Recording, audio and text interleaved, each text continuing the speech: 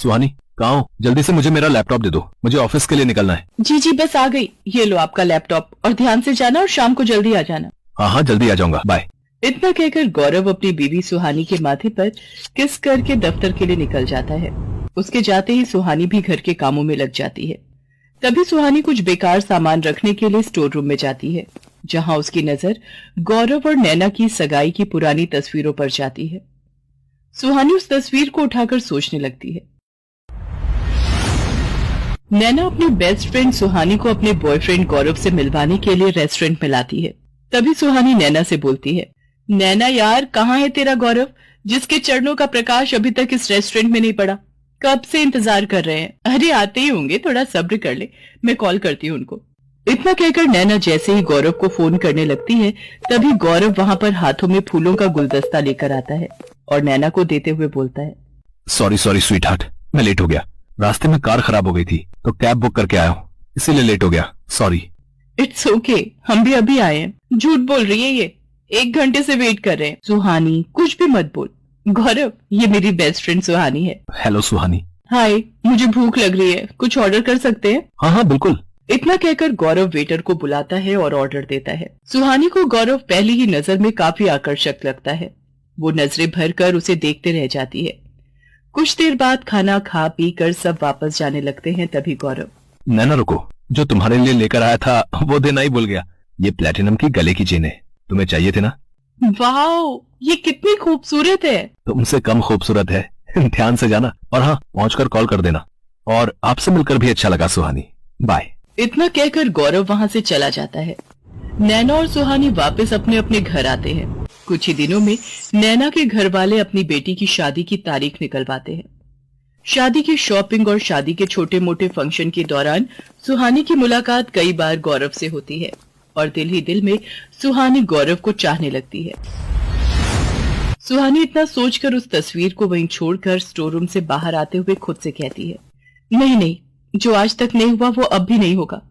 गौरव जी को कभी मेरी सच्चाई मालूम नहीं होगी कि उनकी बीवी बनने के लिए मैंने बहुत कुछ किया है और फाइनली वो मुझे मिल गए हैं जो मुझे चाहिए था। सुहानी इतना बोल ही रही होती है कि तभी उसकी सास माला वहां आकर कहती है, अरे बहू, क्या हो गया, अकेले में कौन से भजन गा रही है?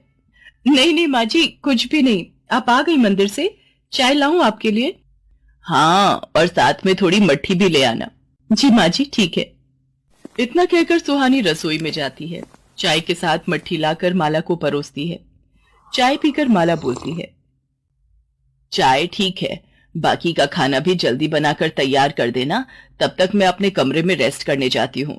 घर का सारा काम अच्छे से खत्म करना बहू। जी माँ जी, आप रेस्ट कर लो, मैं सारा काम कर लूंगी। इतना कहकर सुहानी घर के कामों में लग जाती है। तभी रसोई में काम करते करते सुहानी का हाथ चाकू से कट जाता है और उसके हाथ से खून बहने लगता है। उस खून को देखकर सुहानी सोचने लगती है। सुहानी के सिर पर गौरव को पाने का भूत सवार हो गया था। एक रात बेड पर लेटे हुए सुहानी अपने फोन में गौरव की फोटो देखती है और खुद से कहने लगती है, गौरव, तुम नहीं जानते मैं तुमसे कितना प्यार करने लगी हूँ। जिस तरह तुम नैना का ख्याल रखते हो, उसकी हर छोटी बड़ी जरूरत को पूरा करते हो ना, वो सब कुछ मुझे चाहिए। फिर चाहे मुझे मेरी दोस्त नैना को इस दुनिया से हमेशा के लिए रफा दफा क्यों न करना पड़े, मैं कदम पीछे नहीं करूंगी। बस मुझे तुम्हारी पत्नी बनना है। जैसे जैसे नैना गौरव की शादी के दिन पास आ रहे थे, वैसे वैसे सुहानी का पागलपन दिन पर दिन बढ़ रहा था। ऐसे ही शादी से कुछ दिन पहले सुहानी नैना को अपने घर बुलाती है। सुहानी, क्या हुआ, तुमने अचानक मुझे यहाँ क्यों बुलाया? कोई बात है क्या? नैना, मुझे तुमसे कुछ जरूरी बात करनी है। हाँ कहो, क्या हुआ? नैना, मैं एक लड़के से बहुत प्यार करती हूँ, इतना कि मैं उसके प्यार के लिए कुछ भी कर सकती हूँ और मैं चाहती हूँ कि मेरी शादी जल्दी से उस लड़के से हो जाए। पर क्या सुहानी, बोलना। पर कोई है जो मेरे प्यार के बीच में आ रहा है। कौन है सुहानी? मैं बात करूं उससे? बोल। और कोई नहीं बल्कि मेरी दोस्त नैना, तुम खुद हो। तुम जानती हो मैं किससे प्यार करती हूँ? गौरव से, और उसे पाना जिद है मेरी। इसलिए अब वक्त आ गया है कि तुम इस दुनिया को अब टाटा बाय बाय बोल दो। इससे पहले कि नैना सुहानी को कुछ कह पाती, सुहानी एक तीखे चाकू से नैना के दिल को चीर देती है और नैना की वहीं मौत हो जाती है। जिसके बाद सुहानी नैना की लाश को घर के बाहर गार्डन में दफना देती है और नैना की कार को ड्राइव करके खाई तक ले जाती है और वहां से कार को नीचे धकेल देती है, जिसके बाद सुहानी पुलिस को फोन करके वहां बुलाती है। नैना के घर वालों और गौरव को जब नैना के एक्सीडेंट की खबर मिलती है तो सभी इस हादसे की जगह पर आते हैं और पुलिस की जांच के दौरान बॉडी न मिलने पर नैना के केस को मौत और एक्सीडेंट बताकर फाइल बंद कर दी जाती है। नैना को मारने के बाद हमदर्दी दिखाने के लिए मैं गौरव के करीब आई और उससे शादी कर ली। धोखे से उसकी बीवी बनी। अपनी खुशियों को पाने के लिए अगर मैंने किसी को धोखा दे दिया तो क्या हुआ? जिंदगी में अपनी खुशी हासिल करने के लिए अगर कुछ करना पड़े तो वो गलत नहीं होता। मैंने जो किया वो बिल्कुल ठीक था और मैं कभी किसी को कुछ नहीं बताऊंगी। सुहानी इतना सोच ही रही होती है कि तभी वहां पर गौरव आकर बोलता है, तुम्हें क्या लगा था सुहानी? तुम मुझे बताओगे नहीं तो मुझे पता नहीं चलेगा। अब क्या पता चल गया? मैंने तो आपसे कुछ नहीं छुपाया। आप किस बारे में बात कर रहे हैं? यही कि आज संडे है यार, आज ऑफ है ऑफिस का और मैं खामखा तैयार होकर ऑफिस के लिए निकल गया, पर थोड़ी आगे जाकर मुझे याद आ गया और मैं वापस आ गया। वैसे तुम्हारे चेहरे का रंग क्यों उड़ा हुआ है? कुछ नहीं, मैं बहुत प्यार करती हूँ आपसे। मैं भी बहुत प्यार करता हूँ जान। चलो अब रेडी हो जाओ, घूमी घूमी करने चलें। सुहानी जल्दी से तैयार हो जाती है और दोनों घूमने के लिए बाहर चले जाते हैं और सुहानी के धोखे से बनी बीवी होने का सच किसी को पता नहीं चलता।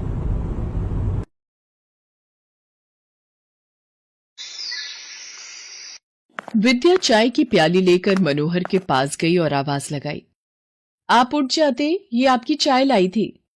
रख दे मेज पर, पी लूंगा। मैं नहीं चाहता सुबह सुबह तेरा मनहूस चेहरा देखकर अपना पूरा दिन खराब करूं। चल जा, मेरे लिए गर्म गर्म आलू की कचौड़ी बनाकर रख। शक्ल अच्छी नहीं है तो खाना तो अच्छा बना ही दिया कर, मनहूस कहीं की। मनोहर की रोजाना की आदत थी विद्या को परेशान करने की और ताने देने की। विद्या देखने में एक सीधी सादी साधारण सी महिला थी। बहुत ज्यादा ऊपरी सुंदरता नहीं कह सकते, पर उसका मन बहुत सुंदर था। वो कभी भी मनोहर की बातों का बुरा नहीं मानती थी, बल्कि कहीं ना कहीं वो अपने अंदर ही दोष ढूंढती थी। इसका भी एक कारण था कि शादी के 15 साल बाद भी विद्या मां नहीं बन पाई थी। मनोहर का विद्या के प्रति नफरत का एक ये कारण भी था। मेरे ही कर्म फूटे थे जो तेरे से ब्याह हुआ। अम्मा की मती मारी गई थी जो उन्होंने तुझे मेरे लिए पसंद कर लिया। न शक्ल तेरी सुंदर है और ना ही तू मुझे औलाद का सुख दे पाई। अरे, तो इसमें विद्या का क्या दोष है? डॉक्टरनी को सारे चेकअप करवा दिए, अब ये बेचारी अभी तक मां नहीं बन पाई, तो इसमें इसकी क्या गलती है? अम्मा, तुम मेरी मां होकर विद्या का पक्ष लेती हो। कौन मां भला अपने बेटे की जगह बहू को महत्व देती है? आखिर कौन से लाल लगे हैं इसमें जो इस पर इतना प्यार उड़ेलती रहती हो? विद्या को तेरे बापू बहू ने ही अपनी बेटी बनाकर लेकर आए थे, उसे हर वक्त कोसना बंद कर। मनोहर गुस्से में पैर पटकता हुआ चला जाता है। विद्या रोने लगती है। उसकी सास कांता उसे चुप कराती है। अम्मा, मैं क्या करूं? मैं मां नहीं बन पाई। मैं कैसी बहू हूं जो इस परिवार को कोई सुख नहीं दे पाई। वही गांव में मनोहर का एक दोस्त बिरजू रहता था। मनोहर घर से जब भी गुस्से में निकलता तो बिरजू के घर जाकर बैठ जाता। क्या हुआ? इतना गुस्से में क्यों है? वही यार, रोज सुबह सुबह उस मनहूस विद्या का चेहरा देख देखकर मैं तंग आ गया हूं। समझ नहीं आता क्या करूं। बापू और अम्मा ने जबरदस्ती ब्याह कर दिया उसका मेरे साथ, जिसकी सजा अब मैं भुगत रहा हूं। न उसकी शक्ल है, न वो मां बन सकती है। ऊपर से अम्मा उसे और सिर पर चढ़ाकर बैठी है। जीजा जी, ये भाभी ने चाय भिजवाई है। अरे सीमा, तू क्यों लाई ये चाय? तेरी भाभी कहाँ है? जीजा जी, वो मुन्ना को नहला रही है, इसलिए उन्होंने बोला कि मैं आपको चाय पहुंचा दूं। सीमा की सुंदरता को देखकर मनोहर मंत्रमुग्ध हो जाता है और सीमा को लगातार देखता रहता है। मनोहर, ओ मनोहर, कहाँ खो गया? ये ले चाय पी ले। ये कौन है बिरजू? इसे पहले तो कभी नहीं देखा। ये मेरी साली है, कल ही शहर से आई है, 10वीं पास है। सीमा को देखकर मनोहर के मन में न जाने कौन कौन से ख्याल आने लगते हैं। अब वो रोजाना ही किसी न किसी बहाने बिरजू के घर आ जाता था और जानबूझकर धीरे धीरे वो सीमा को अपनी तरफ आकर्षित करने लगा। सीमा, तुम देखने में बहुत खूबसूरत हो।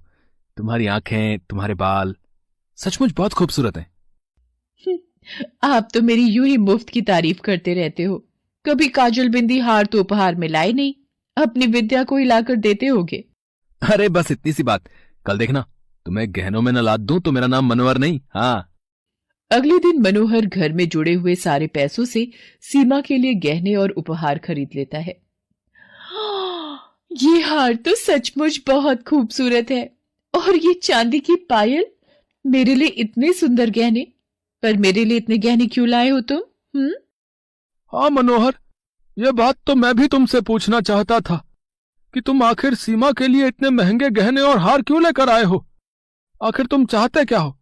सीमा की भी समाज में कोई इज्जत है? तुम रोजाना उससे इस तरह से मिलने आ जाते हो, बिना नाम के कोई रिश्ता नहीं होता। तो मैं कब मना कर रहा हूं बिरजू? मैं सीमा को नाम देना चाहता हूं, मैं सीमा से शादी करना चाहता हूं।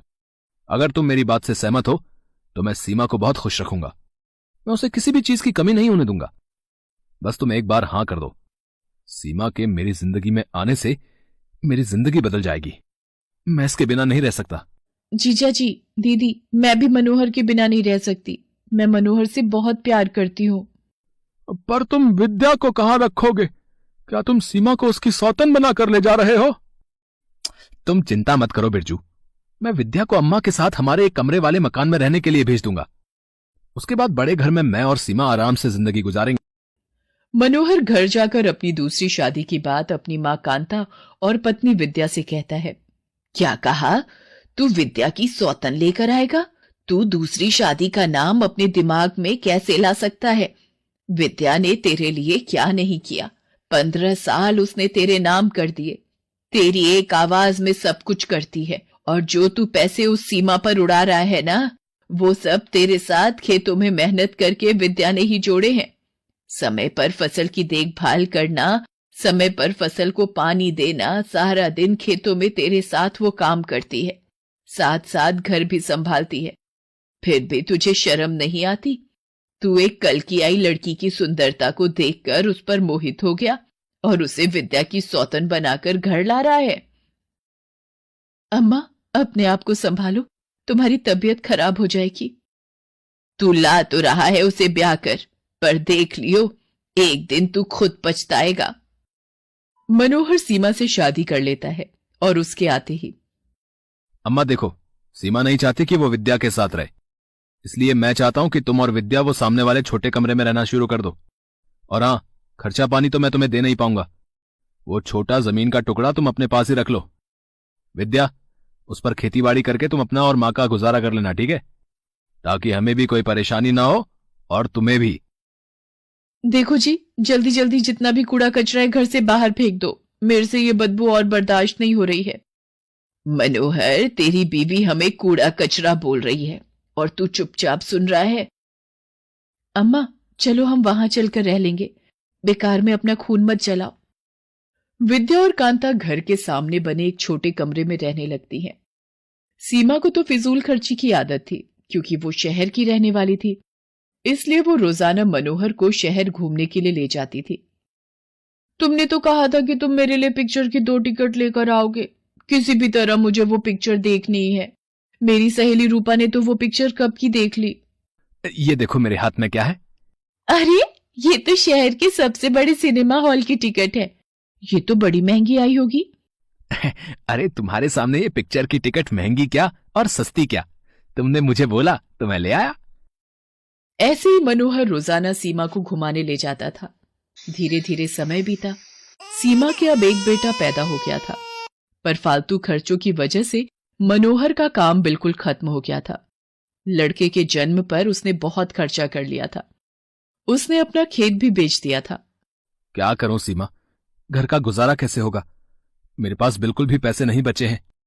देखो जी, तुम्हें औलाद चाहिए थी, मैंने तुम्हें बेटा दे दिया है। अब तुम इस तरह से हमें गरीबी और भूख में मारोगे तो मैं यहां एक दिन भी नहीं रहूंगी। क्या करूं, कहां से लाऊं पैसे? सब खत्म हो गया। सीमा भाभी, ओ सीमा भाभी, मनोहर भैया का पैर ट्रैक्टर के पहिए में आ गया, उन्हें अस्पताल ले गए हैं। मनोहर का पैर खराब हो जाता है, जिसकी वजह से वो अपाहिज हो जाता है और सारा दिन वो खटिया पर ही पड़ा रहता है। दिन पर दिन मनोहर बीमार रहने लगा था। सीमा बिरजू के पास जाती है और पैसों की थोड़ी सी मदद मांगती है। जीजा जी, मुझे कुछ रुपयों की जरूरत है। आपको तो पता है मनोहर की तबीयत ठीक नहीं रहती है। घर का गुजारा करना मुश्किल हो रहा है। अगर आप थोड़ी मदद कर देते तो। देख सीमा, मनोहर से शादी करने का निर्णय तेरा था। अब परेशानी भी तुझे ही खुद झेलनी पड़ेगी।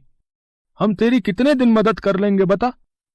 पिछले हफ्ते भी तू मुझसे 500 रुपए उधार मांग कर ले गई थी। अब मुझे माफ कर। सुनो जी, मुन्ना भूखा है, इसे दूध कहाँ से ला कर दूं? मेरी छाती तो बिल्कुल सूख गई है, दूध भी नहीं उतर रहा। कुछ खाऊंगी नहीं तो छाती से दूध कैसे उतरेगा? शायद ये मेरे कर्मों की सजा है। मैंने अम्मा और विद्या के साथ बहुत गलत किया। तभी विद्या आ जाती है। उसके हाथ में भोजन की थाली और लोटे में दूध था।